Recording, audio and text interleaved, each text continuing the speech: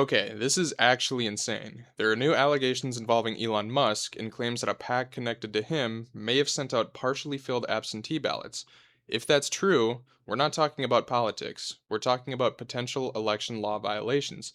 Let's break this down. But before we get into it, I wanted to bring your attention to this absolutely deranged truth by Donald Trump talking about withdrawing his support for Representative Jeff Hurd of Colorado's 3rd District. It says, based on a lack of support, in particular for the unbelievably successful tariffs imposed on foreign countries and companies, which has made America richer, stronger, bigger, and better than ever before, I am hereby withdrawing my endorsement of Rhino Congressman Jeff Hurd of Colorado's 3rd District and fully endorsing highly respected patriot Hope Scheppelman to take his place in Congress.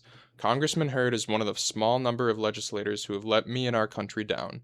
He is more interested in protecting foreign countries that have been ripping us off for decades than he is the United States of America. Taking back an endorsement is a difficult decision for me. I've only done it once before with a former congressman named Mo Brooks from Alabama, who was leading by 54 points after my endorsement for U.S. Senate. And then he unexpectedly, for strictly political reasons, changed his views on the rigged election of 2020 and lost his race in a landslide to Katie Britt, who I endorsed. These are the decisions that must be made, however, to make America great again. All right, I don't even know where to start here. There's so many things we have to break down. Starting out with this, Donald Trump says taking back an endorsement is a difficult decision for me, and he's only done it once before. I don't even know what this man's talking about because he's done it a million times to a million different people. Anybody who gets in his line of fire, he's gonna freaking cut their heads off, man. Holy cow. Jeff Hurd is definitely not the first example of somebody who he's walked back his endorsement for. Think about Mike Pence in the 2020 election when he refused to certify the election results. Well, refused to say that Donald Trump won because he knew that Joe Biden won fair and square. That's how our democratic elections work. And because of that, Donald Trump put out a tweet saying, I hope Mike Pence will do the right thing, something along the lines of that. And of course he did, but not in Donald Trump's right mind. So for that reason alone, he dumped him. He just tossed him aside, even though he was his VP for all 4 years. From 2016 to 2020. Because Mike Pence didn't bend his knee and do whatever Daddy Donald wanted him to do, Donald Trump tossed him aside like a piece of trash, like an absolute crumb. Second of all, I love how he goes into how the 2020 election was rigged, even though how we know it wasn't, and even though he took all the evidence that he had, which was very, very minimal, to 60 different courts with 60 different judges that he appointed himself, who said there's not enough evidence for you to actually prove that there was substantial voter fraud, at least enough voter fraud to actually have a case that the 2020 election was stolen. When we find cases of voter fraud, they're very, very small usually. Usually they're by a couple people who are voting for their dead relatives or something like that. Actually, we found a number of different examples in the 2020 election and in 2024, I believe, from people who were MAGA, but that's besides the point. The point is, for an election to be stolen, for an election as large as the presidency in the United States to actually be stolen by somebody, you would have to have such large groups of people doing so many different things, voting for dead relatives, voting with fake names. You'd have to do so many different things for this to actually happen. And the reality is we do generally have very safe and secure elections. I also love how Donald Trump immediately starts talking about how these tariffs are going to make America richer, stronger, bigger, and better than ever before. That's assuming that all the US businesses and companies that are importing internationally from different countries around the world will immediately abandon this idea and start creating new jobs in the United States domestically to replace all of those products that we normally can't get. Obviously, that's not true, and a lot of times these businesses and companies will just eat the tariff prices and pass them down to the consumer. That's what happens in a lot of cases, hence why you have to be careful about tariffs. I learned about tariffs in my microeconomics class, and the way you use them, historically, is very strategic. I would assume that a normal president would have a bunch of economists sit down with him and talk about what are some of the best products that we could probably reshore. Obviously, as I talked about on my show the other day, things like coffee, things like oranges or citrus, things that we can't get outside of the United States would make absolutely no sense to tariff.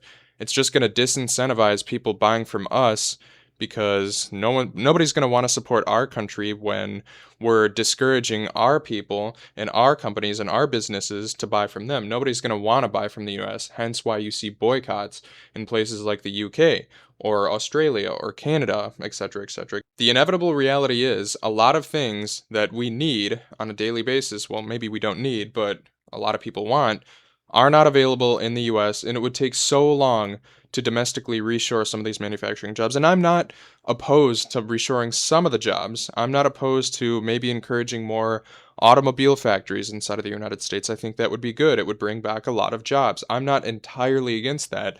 However, putting a blanket 15% tariff all across the globe on every single product is catastrophic. If you really want to know a quick way to up some prices and make some people really pissed off, well, that does it right there. It just proves that time and time again, Donald Trump doesn't know what he's doing. Donald Trump doesn't know economics. He has no idea how these things work. To go on, it says, on the other hand, Hope Schepelman is a distinguished critical care nurse practitioner and a brave U.S. Navy veteran who knows the America First policies required and will do everything necessary to defend our country, support our military and veterans, and ensure peace through strength. In Congress, Hope will work tirelessly to grow our economy, cut taxes and regulations, advocate for our amazing farmers and ranchers, promote Made in the USA, champion American energy dominance, safeguard our elections, keep our borders secure, stop migrant crime, and defend our always under siege Second Amendment. Hope Schepelman has my complete and total endorsement to be the next representative from Colorado's 3rd Congressional District, and unlike Rhino Jeff Hurd, Hope will never let you down. Now, there's some more stuff we can kind of break up here, starting out with him talking about the Second Amendment always being under siege. It is kind of ironic because it seems like that's true, except they're the ones who are trying to take it away lately, like we see with Alex Preddy, who had the right paperwork to carry a gun on himself, yet everybody from Fox News to Newsmax to all these far-right conservatives, including all the way up to Stephen Miller, were saying that he was an armed assassin or a wannabe assassin, and hence he should have been killed. They used the fact that Alex Preddy had a gun on him as justification for his death, which is absolutely absurd, considering they also advocated for people like Kyle Rittenhouse, who had a semi-automatic like AK-47 and used it to kill 2 people during the Kenosha protests. Do they not see the clear hypocrisy in something like that? It just absolutely blows my mind that they would talk about the Second Amendment being under siege when they were the ones doing that. They're the ones pushing this idea that if you have a gun, you are inherently dangerous. We never even pushed that type of narrative for Kyle Rittenhouse. We just said he was too young, which he was. He literally wasn't even allowed legally to own that gun or hold it, because Kyle Rittenhouse at the end of the day was 17. Alex Preddy was a 37-year-old man.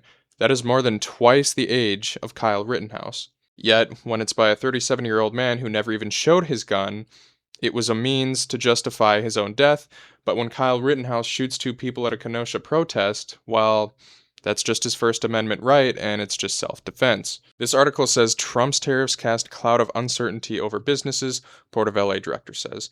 It says a cloud of uncertainty looms over businesses after President Donald Trump announced today that he is increasing his new global tariffs to 15%. With the disruption caused by the president's trade war, hiring has been light, capital investment weak, and the overall growth of the economy in the fourth quarter kind of slowed a little bit at 1.4%. Gene Soroka, the executive director of the Port of Los Angeles, told CNN's Jessica Dean. It's really tough to plan strategically, longer term for talent, investment, and technology when you don't know what the rules are going to be, he said. Soroka said he foresees a bumpy road ahead for the economy. It's going to be very difficult, he told CNN, adding that customers will likely see their prices increase. I genuinely don't know how much it's going to take for some of these Trump supporters to wake up and realize that the economy is not getting better, their lives aren't getting better, their wages aren't getting better. It just it makes no sense to me. A lot of hardcore right-wing MAGA Republicans like to emphasize this whole idea of the no tax on tips and overtime, but no tax and tips on overtime, first of all, only applies to a very, very small percentage of Americans, so you have to get this idea out of your head that it's really going to benefit you in a way. Obviously, a lot of people don't even get tips, and the whole idea of tips were designed way back in the 1930s and the 1940s during the Great Depression era so that the restaurant owners could pay them less money, so they could pay them increasingly shittier wages. So really, in my opinion, tips should be banned, tips should be outlawed, but that's besides the point. The main point I'm trying to drive home is that a lot of people will not benefit from this no tax on tips or no tax on overtime, given the fact that all these prices are going to increase. Now everything that we buy internationally, everything that we import internationally will have a 15% tariff on. That is absolutely insane. This whole argument of decreasing prices and making the average American better completely gets thrown out of the window now, because the proof is in the pudding. We're seeing that our prices are likely going to increase, and I guarantee you not every single American business will eat that tariff. They will likely pass it on to the consumer, and you will have to pay for it. So to get back to what this video was initially talking about, it says Georgia State Election Board finds voter fraud on Elon Musk's America PAC.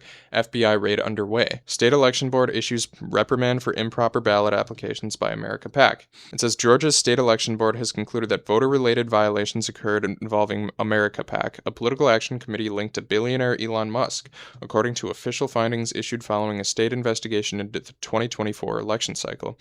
The decision arrives amid a separate federal investigation that prompted an FBI raid on election facilities in Fulton County, deepening tensions between state and federal authorities over election integrity claims. Together, the developments mark one of the most consequential post-2024 election enforcement actions involving a major political donor organization. The Georgia State Election Board voted to issue a formal reprimand after determining that the America PAC distributed absentee ballot applications that were partially pre-filled with voters' personal information, conduct restricted under Georgia election law. According to the board chairman, John Ferver, the inquiry began in October 2024, and residents across multiple counties reported receiving ballot request forms that appeared already completed. Investigators concluded that the mailers violated state statutes prohibiting third parties from sending electors pre-completed absentee ballot applications unless authorized relatives were involved. This is absolutely insane to me because how many times have we heard about voter fraud on the left? How many times have we heard Donald Trump pound into our minds, Elon Musk pound into our minds, everybody in the Trump administration, Kristi Noem, Pam Bondi, Stephen Miller, all of them. How many times have you heard from them that the 2020 election was stolen and that Democrats always try to steal? How many times have we heard that? I've heard that like a million times. So to now find out that once again, the only form of voter fraud comes from them is just, the hypocrisy is stunning, absolutely stunning. The other irony of it is it's absentee ballots. The one thing that Donald Trump continued to tell us was inherently corrupt, and that, nobody should be voting absentee because, we can vote multiple times, and, just absentee is rigged. Really, that's just a way of, preventing people with disabilities or preventing minorities from voting who maybe have jobs on actual election day and they aren't able to go to the polling place. It's just an extra barrier towards, more disenfranchised, disadvantaged populations. But that's besides the point. The point is, Donald Trump has told us a million times, so has Elon Musk, that, things like absentee ballots are inherently corrupt and they foster the culture of stealing elections. Well, I might have to hand it to Elon Musk on this one because it seems like he might actually be telling the truth. Except that it wasn't in the way that we thought it was. It was him manufacturing his own absentee ballots, partially filling them out, and then sending them to voters that he thought would automatically just vote for Trump anyway. But to make sure, he pre-filled some of them, thinking that, well, they would just suck up and send it in. The other thing is this isn't even allowed. Like, if I were an organization, if I had my own company, I couldn't just manufacture my own absentee ballot and send them to a bunch of liberal people thinking that they would just vote for, I don't know, say, Gavin Newsom in the 2028 election. That is not an endorsement, by the way, but I'm just saying it for reference. I cannot legally do that because it's not an actual government official document. If you want to talk about inherently corrupt, talk about that. That just stares you right in the face. Only government officials are allowed to create these documents and send them out to people. You cannot get them from any third-party organization. You shouldn't be able to go to, Evan.com or even, Elon Musk, Tesla.com and go get an absentee ballot. That's not how it works. It's not how it should work. And if you want to talk about the true corruption in elections, look no farther than this. This is absolutely insane. Either way, I don't want to go on too long, but I just thought it was extremely hypocritical for Elon Musk and Donald Trump to continue to talk about election fraud when they are the ones who are at the heart of it. Anyway, if you like this video, please like and subscribe, comment down below, drop a blue heart in the comment sections, hit that notification bell. I'll see you guys in the next one. And until then, thank you. Bye.